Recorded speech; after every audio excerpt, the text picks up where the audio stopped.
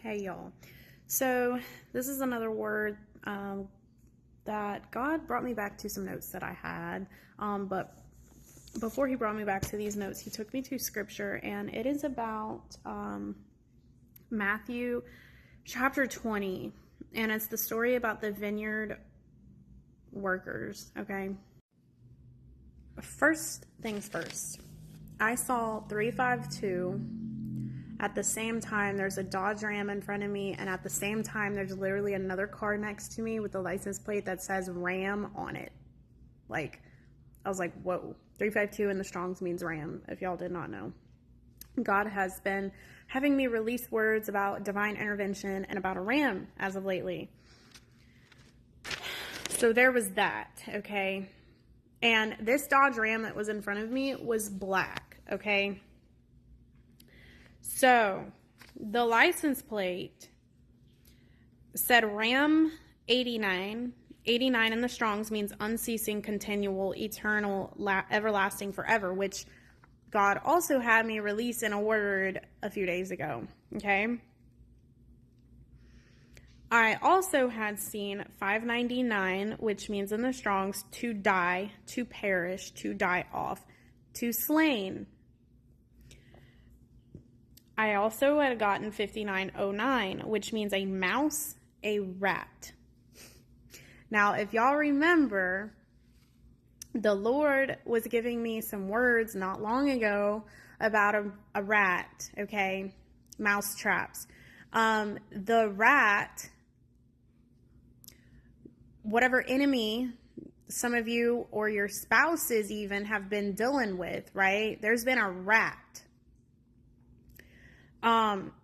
And God has compared this rat to Jezebel, a Jezebel spirit.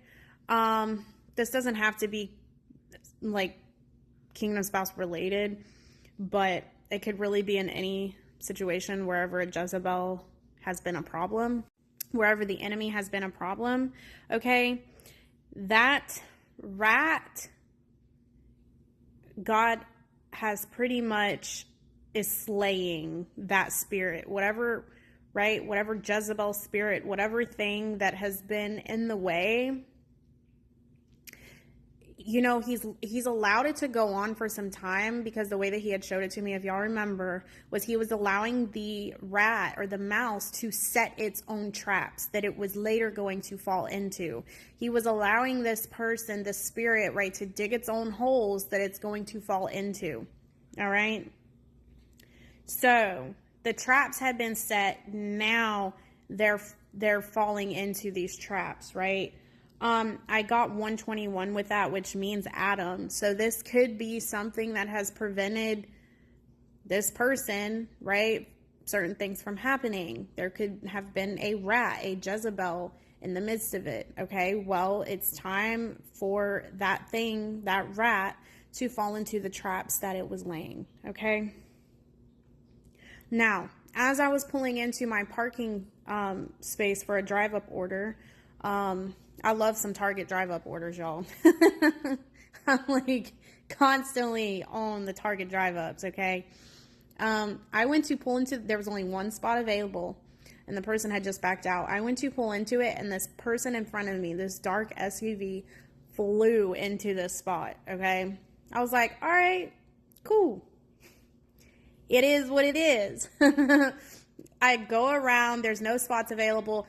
I see all of a sudden on that row that I was turning into, the first spot in that row was open for me. Okay?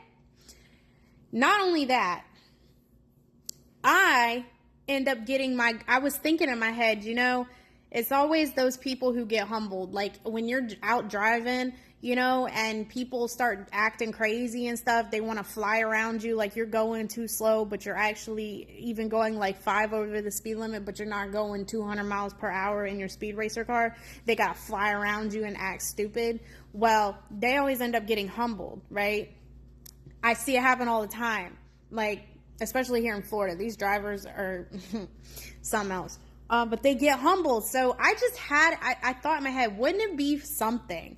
They felt the need to fly into that parking spot and get there so fast if I ended up somehow getting my stuff before they did, even though they parked before me? Well, that is what happened, okay? And God, immediately when this happened, I heard the last shall be first and the first shall be last, okay? So then I go look up the verse, and it's in chapter 20, Matthew chapter 20. So it says, the kingdom of heaven is like a man who owns some land, okay? The kingdom of heaven is like a man who owns some land, all right? One morning, he went out very early to hire some people to work in his vineyard, okay? So the kingdom of heaven is like a man owning some land, hiring workers to work. That's, okay? We are the workers of this land, all right? We are in the kingdom of heaven, and we are working this land, all right? God has hired us, okay? But we all, okay, just let me finish. So the man agreed to pay the workers 1 silver coin for working that day. Then he sent them into the vineyard to work. About 9 o'clock, the man went to the marketplace and saw some other people standing there doing nothing. So he said to them, if you go and work in my vineyard, I will pay you what your work is worth. So they went to work in the vineyard. I smell like a man. I don't smell like a man. That's not what I meant. I have like an air freshener in there that has like this scent, but it's out. So it's weird that I can even smell it right now, but it's like cologne scented. I really like that. I don't like fruity smells. I don't like super fruity smells. I like more like masculine, like I don't know how to explain it. I like that smell though. Anyways, that's so off topic. But it says, if you go and work in my vineyard, I will pay you what your work is worth. So they went to work in the vineyard. The man went out again at 12 o'clock and again at 3 o'clock. Both times he hired people to work in his vineyard. About 5 o'clock, the man went to the marketplace again. He saw others standing there and he asked them, why do you stand here all day and do nothing? They answered, no one gave us a job. The man said to them, then you can go work in my vineyard. At the end of the day, the owner of the vineyard said to the boss of all workers, call the workers and pay them. Start by paying the last people I hired, then pay all of them. So, ending with the workers that I hired first. So the workers were hired at 5 o'clock, got their pay. Each worker received 1 silver coin. The workers who were hired first came to get their pay. They thought that they would be paid more than the others, but each one of them also received 1 silver coin. When they got their silver coin, they complained to the man who owned the land. They said, those people were hired last and worked only 1 hour, but you paid them the same that you paid us. And we worked hard all day in the hot sun. But the man who owned the vineyard said to one of those workers, friend, I am being fair to you. You agreed to work for 1 silver coin, so take your pay and go. I want to give the man who was hired last the same pay that I give you. I can do what I want with my own money. Are you jealous because I am good to those people? So who are last now will someday be first, and those who are first now will someday be last. This is, number one, God's grace over works, okay? What the world may deem last, right, will be made first in God's kingdom. It's not our place to question how God chooses to bless others and treat others, okay? It's not. And favor is not fair, but it's grace, okay? It's God's grace over the works of our hands, which I just mentioned in the video previously. Like, it's not the things that we do that makes God bless us, right? It's His grace, His goodness, and our faith, right? Now, going back to the ram, I had notes from August 31st of last year. I had written that day, timely Kairos timing, all right? I got secure, to a gathering, contest, to struggle. Okay. I had gotten a ram.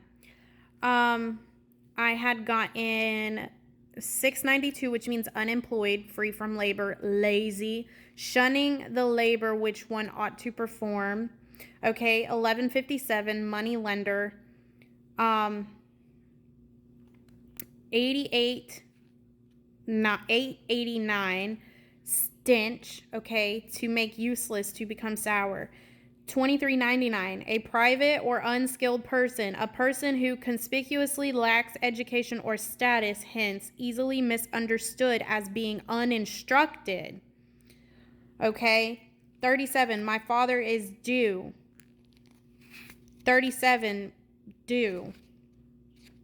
Your due is here. It's 611 right now, which in the Strong's means an answer. Okay, your due is here. And just because people have it, because now is the Kairos timing. So you've been obedient to what God has been telling you to do. People around you didn't understand it. They might have called you lazy, right? God called you out of work for his own reasons, in which others, you should not, we don't really, what is your place, right? To judge somebody just because you lack understanding of what God's doing in their life. Going back to Matthew 20, okay? So people in the world might deem you less. They might deem you lazy. They might deem you whatever they want to talk about you, because they lack understanding of what God's doing in your life, right? But when it comes to God, the last will be first and the first will be last, all right? And you have no place to question how God chooses to treat others and to bless others, and how he chooses to do things in their life, right? Even just because you don't understand it, right? Because you lack understanding on the thing. So people might have called you lazy or whatever, but what God's about to bless you with, oh, it's going to cause jealousy, right? Because they may have, things might have went differently on their journey. They might have had to labor harder. They might have labored for years to build what God's about to bless you with. And it's going to cause jealousy. It's going to cause envy. But because you were obedient, because you had faith, because slow and steady wins the race, right? The meek shall inherit the earth, okay? Because you stayed humble, because you were obedient, because you had faith, and because you weren't in a rush to get there, the last will be first and the first will be last, okay? It's God had a timing for these things. God's perfect timing, and it is that timely Kairos moment, all right? That ram is being put in place. God's divine intervention is being put in place, okay? And the rats are getting caught up in their traps, okay? You don't have to worry about that anymore. If you had some sort of rat or Jezebel spirit, right, that was causing some sort of issues, right? The rats are falling into those traps that they set for themselves, and God is moving that last chess piece, right? The enemy looked like he was winning this race. The enemy looked like he was winning for a while, but God was intentional with that, right? He's very strategic with his chess piece moves, right? He was allowing the enemy to set these traps up, thinking that he was winning, but really he was creating his own downfall, okay? And so now God has the last laugh. God has that last final chess piece move where he's like, checkmate. And yeah, you're about to be the money lender now, right? You're about to be stepping into some sort of wealth. He's catapulting you into your destiny. You're on #team success. And he's given you dominion, okay, over things. And this has already been written, okay? This has already been written from the beginning of time. It just had to come into alignment with that, with the spiritual and the physical. That Kairos timing had to come into alignment. So be ready for these things to start happening, for who this is for. Yeah. The last shall be first and the first shall be last. It's 6:16, by the way, which means in the Strongs to give birth. So there's that. I pray this reaches who it needs to reach. I pray this blesses you.